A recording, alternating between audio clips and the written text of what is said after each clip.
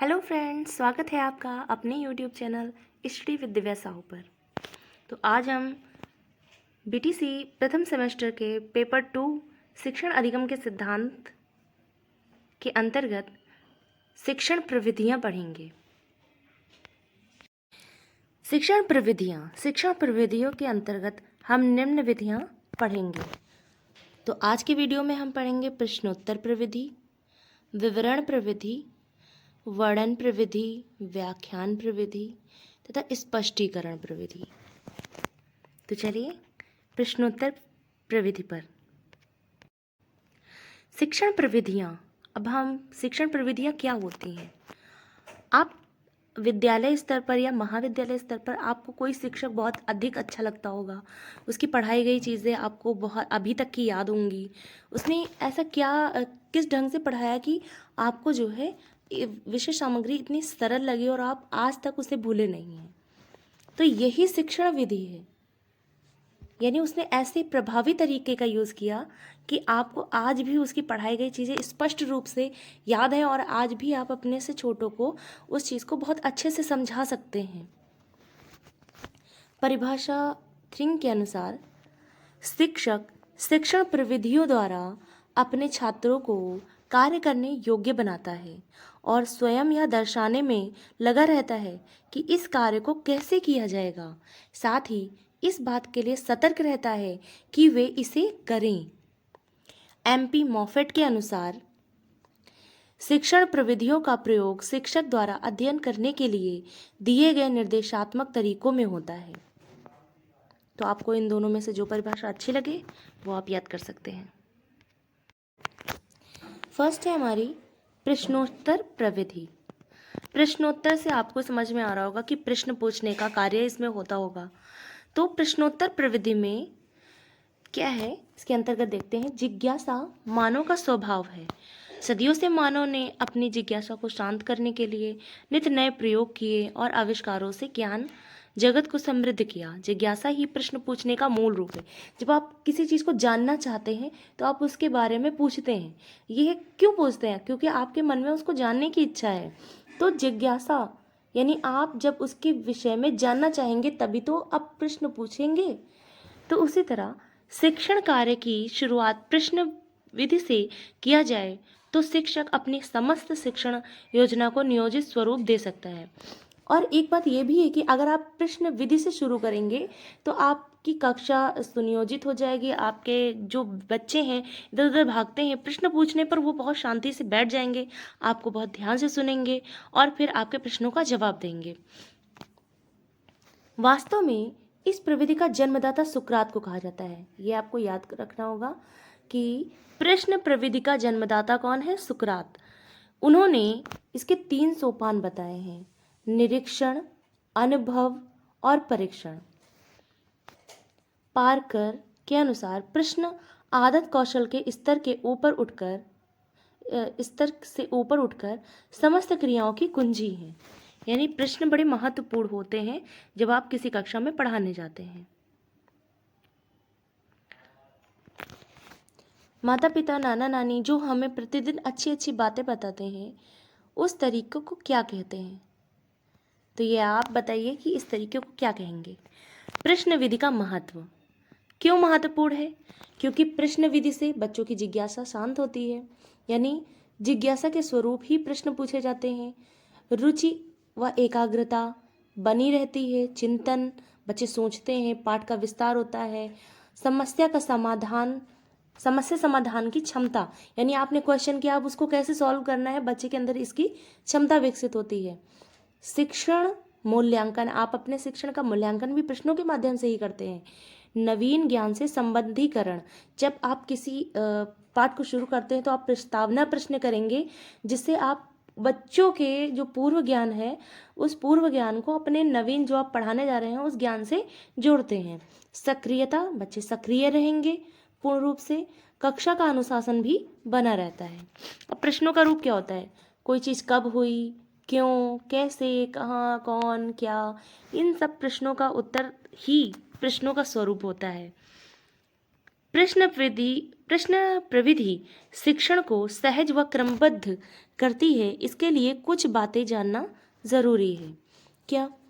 प्रश्न सरल व स्पष्ट हों। जैसे कि आप कक्षा 3 के बच्चे को पढ़ा रहे हैं तो आपके प्रश्न ऐसे हों कि उस कक्षा के स्तर के अनुकूल हों, ताकि वो बच्चा उस प्रश्न को समझ सके।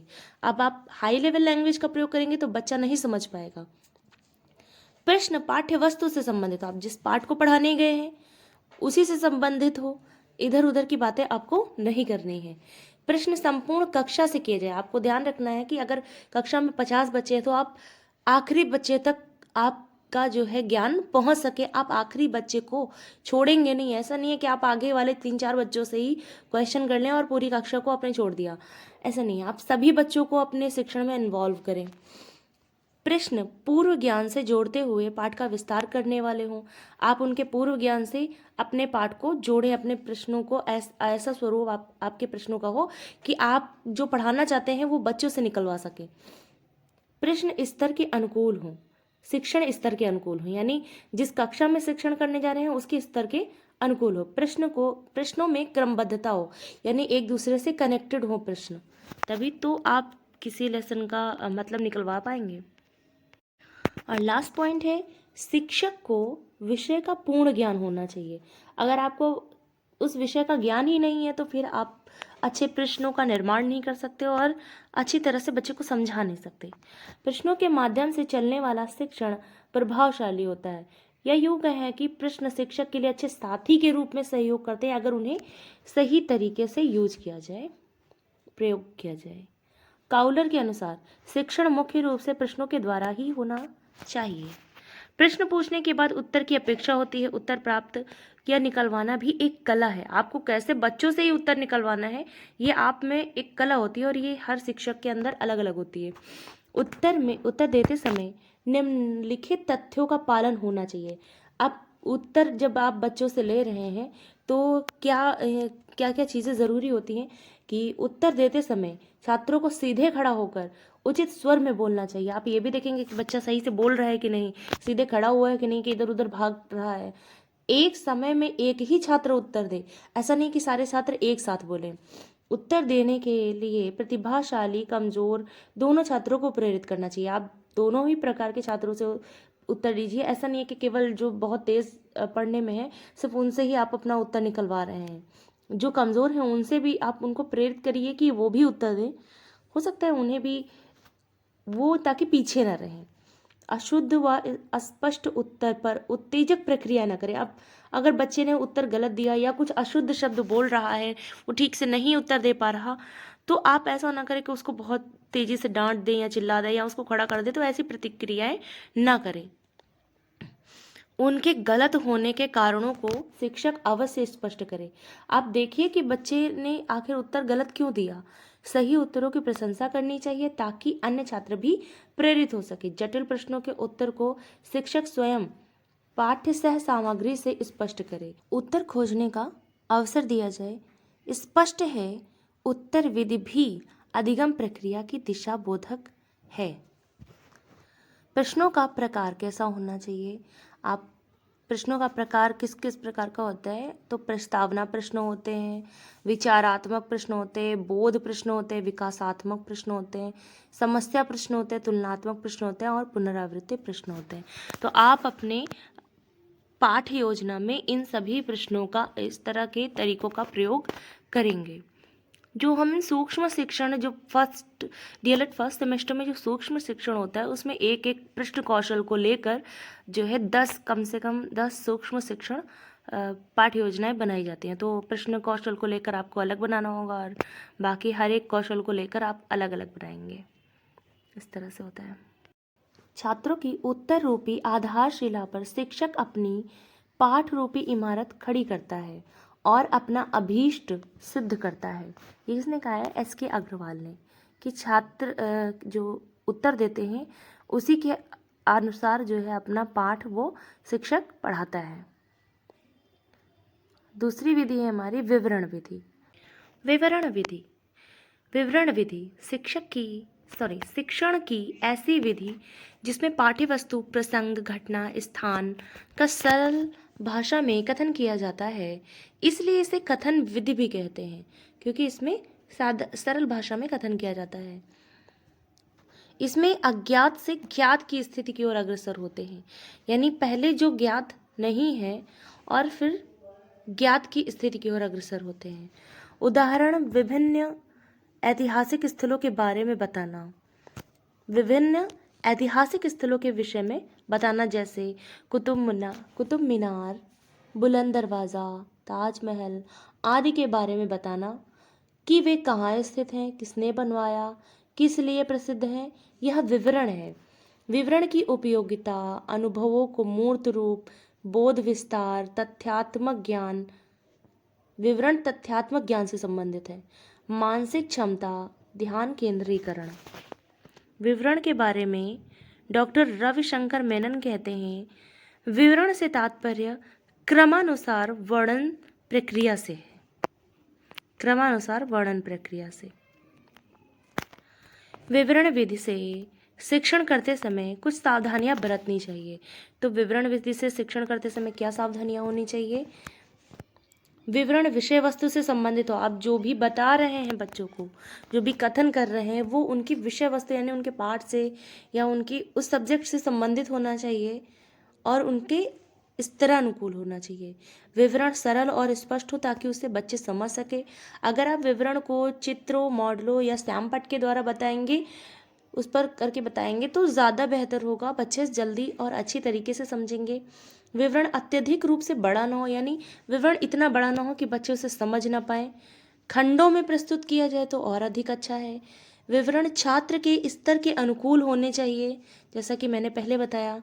विवरण के अंत में 1-2 प्रश्न पूछकर छात्रों के अधिगम स्तर का पता लगाया जाना चाहिए। आप अगर विवरण देते हैं तो उसके बाद में आप प्रश्न ज़रूर करिए, ताकि आपको पता चल सके कि बच्चा उसे समझ पाया है या नहीं, उसने कितना सीखा, आपको इसका पता लग जाए। अगली विधि है वर्णन विधि। वर्णन विधि यानी अब नाम से ही समझ में आ रहा हो, किसी चीज़ का वर्णन करना, किसी को विस्तार पूर्वक बताना। विवरण में आपने उतला उतला विवरण दिया किसी भी चीज़ का, लेकिन वर्णन में आप उसकी गहराई तक जाते हैं। जैसे कि शिक्षण की इस प्रविधि में विषय वस्तु का विस्तार से कथन किया जाता है। उथला उथला नहीं, विस्तार से कथन, ताकि छात्रों को पाठ अच्छी तरह से समझ में आ जाए। इस विधि में हालांकि शिक्षक ही ज़्यादा सक्रिय रहता है। जब आप किसी चीज़ का वर्णन करेंगे तो जाहिर सी बात है कि आप उसमें सक्रिय अधिक होंगे, बच्चे कम सक्रिय होंगे। किंतु आप अगर प्रभावी तरीके से प्रस्तुत करें तो बच्चे भी इसमें सक्रियता से भाग लेंगे। यानी वर्णन विधि में कौन अधिक सक्रिय होता है? शिक्षक अधिक सक्रिय होता है। किंतु अगर आप प्रभावी तरीके से शिक्षण प्रस्तुत करें, रुचिपूर्ण ढंग से प्रस्तुत करें, तो बच्चे भी इसमें सक्रियता से भाग लेंगे, वो आपको ध्यान से सुनेंगे और संप्रेषण प्रभावी हो जाता है। वर्णन विधि को प्रस्तुत करने के क्या तरीके हो सकते हैं? अगर आप चित्रों एवं मॉडलों के थ्रू वर्णन विधि को प्रस्तुत करते हैं तो बच्चा इसमें सक्रियता से भाग लेगा। भ्रमण के, अब आप किसी ऐतिहासिक इमारत के विषय में बता रहे हैं तो अगर आप उसके लिए भ्रमण विधि का यूज़ करें, आप उसको भ्रमण करा लें, बच्चे को वहाँ पर घुमा कर लाएं, तो ये उसकी ज़्यादा अच्छे से समझ में आएगा। करके या प्रयोग द्वारा, यानी बच्चे को करके बताएं कि अगर आप कोई नियम के अनुसार, जैसे कि आप सवाल बता रहे हैं तो उसमें आप करके सवाल बताइए, तो बच्चे को समझ में आएगा और बहुत ध्यान से देखेगा। इन्हें भी जानें। वर्णन और विवरण एक समान नहीं है। अब जैसे कि कुछ लोग नाम से समझ लेते हैं कि वर्णन और विवरण दोनों एक ही चीज़ है, पर ऐसा नहीं है। वर्णन आप विस्तार पूर्वक करते हैं, लेकिन विवरण आप उथला उथला देते हैं। विवरण विधि समान नहीं है। विवरण सतही होता है। विवरण कैसा होता है? सतही होता है, यानी आप किसी भी चीज़ के उथले भाग का वर्णन कर रहे होते हैं। विवरण सतही होता है। वर्णन में विषय वस्तु व्यापक ढंग से प्रस्तुत की जाती है। वर्णन में क्या होती है? विषय वस्तु व्यापक ढंग से प्रस्तुत की जाती है, यानी वर्णन में सांगोपांग चित्रण होता है। सांगोपांग क्या मतलब होता है? यानी बहुत अच्छी तरह से आपको किसी पाठ को समझाया जाता है। तो वर्णन में सांगोपांग का मतलब होता है बहुत अच्छी तरीके से। सांगोपांग चित्रण होता है वर्णन में। यह मौखिक, लिखित दोनों तरह से किया जाता है। विवरण के आगे की स्थिति विवरण के आगे की स्थिति वर्णन होती है। हम ऐसा कह सकते हैं कि पहले आप किसी चीज़ को उतला उतला बताते हैं तो वर्णन जो है विवरण के आगे की स्थिति है। फिर विवरण देने के बाद आप उसका वर्णन भी तो करेंगे। जैसे कि हम लोग निबंध लिखते हैं तो निबंध में क्या होता है कि पहले हम रूपरेखा दे देते हैं, तो उसमें क्या करते हैं, पहले हम सारी हेडिंगें दे देते हैं और उसके बाद जो है हम उन्हीं हेडिंग्स को विस्तारित करके उसका वर्णन करते हैं। तो ये कह सकते हैं कि विवरण और वर्णन दोनों एक निबंध में प्रयोग होते हैं। इसका स्वरूप संश्लेषणात्मक होता है। इस विधि से शिक्षण करते समय शिक्षक को कुछ बातों पर ध्यान देना आवश्यक है। आप शिक्षक बनने जा रहे हैं तो आपको इस विधि में क्या ध्यान रखना होगा ये आपको जानना आवश्यक है। वर्णन विषय वस्तु से संबंधित होना चाहिए। आप जिस भी विषय वस्तु को पढ़ा रहे हैं तो उसी से संबंधित वर्णन करें। आप इधर उधर की बातें बच्चे को विस्तारित करके न बताएं। वर्णन की भाषा शैली सरल और स्पष्ट होनी चाहिए। वर्णन समग्र रूप से किया जाना चाहिए। वर्णन क्रमबद्ध और आवश्यकता अनुसार हो। वर्णन इस तरह अनुकूल हो। व्याख्या विधि, किसी भी विषय वस्तु का गहन ढंग से अध्ययन। व्याख्या विधि किसी भी विषय वस्तु का गहन ढंग से विश्लेषण करना व्याख्या कहलाता है। इस विधि का प्रयोग ज़्यादातर जटिल विषयों को समझाने के लिए किया जाता है। उच्च स्तर पर इसका प्रयोग किया जाता है, यानी निम्न स्तर पर यानी छोटी कक्षाओं में इसका यूज़ नहीं किया जाता है। इसका उच्च स्तर पर प्रयोग किया जाता है। उदाहरण के तौर पर यदि आपको समास को समझाना हो तो आप पहले बताएंगे समास दो शब्दों से मिलकर बना है। सम धन अस, सम का अर्थ होता है समीप या पास, अस का अर्थ होता है बैठना। जिस क्रिया में संक्षेपीकरण किया जाए या दो या अधिक शब्दों को मिलाकर लिखा जाए उसे सामासिक पद कहते हैं। राम लक्ष्मण, माता पिता, शास्त्र कुशल, ये समास पद हैं। फिर इन पदों का विग्रह करके आप बताएंगे हे राम और लक्ष्मण, राम लक्ष्मण, माता और पिता, शास्त्रों में कुशल, शास्त्र कुशल। उपर्युक्त उदाहरण से स्पष्ट है कि व्याख्यान विधि में किसी भी प्रसंग को विस्तार से समझाया जाता है। इन्हें भी जानें। हालांकि यह एक तरफा संप्रेषण है, यानी आप ही संप्रेषण करेंगे, इसे रुचिकर व उपादेय बनाया जा सकता है। व्याख्यान से पहले उद्देश्य आप अगर निश्चित कर लेते हैं, व्याख्यान इस तरह अनुकूल हो, व्याख्यान सरल व स्पष्ट भाषा में हो, व्याख्यान सरल व स्पष्ट भाषा में हो, व्याख्यान देने के बाद शिक्षक रुक कर प्रश्न पूछकर ज्ञात करे कि सीखने की क्रिया हो रही है या नहीं, कि बच्चे आपको सुन रहे हैं और सीख रहे हैं या नहीं। व्याख्यान को अधिक प्रभावी बनाने के लिए शिक्षक को चित्रों, मॉडलों, उदाहरणों व तुलना के तरीकों का समावेश करना चाहिए ताकि आपका व्याख्यान सरल हो सके और प्रभावी बन सके। व्याख्यान नीति से पढ़ाते समय विषय की मूलभूत बातों को बताकर विद्यार्थियों से पूर्व ज्ञान के आधार पर नवीन चीज़ों को जानने समझने की ओर प्रेरित करना चाहिए। व्याख्यान विधि से क्या लाभ होते हैं? तो व्याख्यान विधि से जटिल व दुरूह विषय का ज्ञान किया जाता है, विषय का सरलीकरण किया जाता है, स्वाध्याय की भावना विकसित की जाती है, पाठ के हर पहलू का ज्ञान किया जाता है और अधिकतम सूचना एवं तथ्यों का ज्ञान होता है व्याख्यान विधि के द्वारा। हमारी नेक्स्ट विधि है स्पष्टीकरण विधि। स्पष्टीकरण यानी किसी भी तथ्य का स्पष्टीकरण, किसी विषय, वस्तु, घटना को अच्छी तरह से समझाना स्पष्टीकरण कहलाता है। इस विधि को उद्घाटन विधि भी कहते हैं। स्पष्टीकरण को उद्घाटन विधि भी कहा जाता है। यह विधि ज़्यादातर जटिल विषयों को सरल रूप से बोधगम्य बनाने के काम आती है। शिक्षक को चाहिए कि पाठ्यवस्तु के प्रमुख पक्षों का चयन कर ले, उसके बारे में प्रत्येक बातों को प्रकाशित करे। इसके लिए चित्रों, मॉडलों, श्यामपट्ट लेखन को माध्यम बनाया जाना चाहिए। स्पष्टीकरण विधि से शिक्षण की सफलता इस बात में निहित है कि शिक्षक को अपने विषय का पूर्ण ज्ञान हो। स्पष्टीकरण आप तभी दे सकते हैं जब आपको अपने विषय का पूर्ण ज्ञान हो, ताकि उसे समग्र रूप में अधिगमकर्ता के समक्ष प्रस्तुत किया जा सके। उदाहरण के तौर पर अगर आप सौरमंडल पढ़ा रहे हैं तो इसमें सौरमंडल का अर्थ, उन ग्रहों तारों के समूह को स्पष्ट करना होगा। फिर प्रत्येक ग्रह तारों की स्थिति बतानी होगी। प्रक्रिया को स्पष्ट रूप से समझाना होगा। इसके लिए चित्रों, तारामंडल भ्रमण का सहारा लिया जा सकता है। आप एक मॉडल प्रस्तुत कर सकते हैं ग्रहों की स्थिति का। आगे है स्पष्टीकरण विधि को सफल बनाने के लिए निम्नलिखित बातों पर ध्यान देना चाहिए कि आप कैसे स्पष्टीकरण विधि का यूज करें, किन बातों का इसमें ध्यान रखें। पाठ्य वस्तु को छोटे छोटे भागों में विभाजित करके उसे तार्किक क्रम में नियोजित कर लेना चाहिए। आप छोटे छोटे भागों में पढ़ाएं। स्पष्टीकरण की भाषा सरल व शुद्ध रखना चाहिए। पाठ्य वस्तु के भ्रामक पक्ष को अच्छी तरह से समझाना चाहिए। आप जब आपको विषय का पूर्ण ज्ञान होगा तो आपको पता रहेगा कि किस जो है पाठ के किस हिस्से में किस चीज़ को अगर अच्छी तरह से ना समझाया जाए तो बच्चे उसमें भ्रम में पड़े रहेंगे। शिक्षण की अन्य प्रविधियों का प्रयोग किया जा सकता है। इसमें आप अन्य प्रविधियों का भी प्रयोग कर सकते हैं। स्पष्टीकरण के अंत में प्रश्न अवश्य पूछें। किसी भी विधि के अंत में अगर आप प्रश्न कर लेंगे तो आपको पता चलेगा कि बच्चा उससे सीख रहा है या नहीं, या आपकी विधि प्रभावी हुई या नहीं। स्पष्टीकरण विधि से लाभ, प्रत्येक पहलू का ज्ञान होता है, क्रमबद्धता व तार्किकता आती है, ज्ञान की समग्रता और प्रत्येक बिंदु का ज्ञान होता है।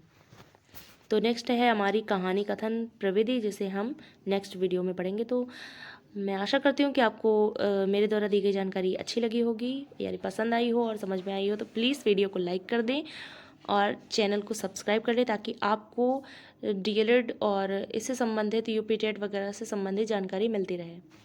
तो सपोर्ट कीजिए प्लीज़ एंड थैंक यू।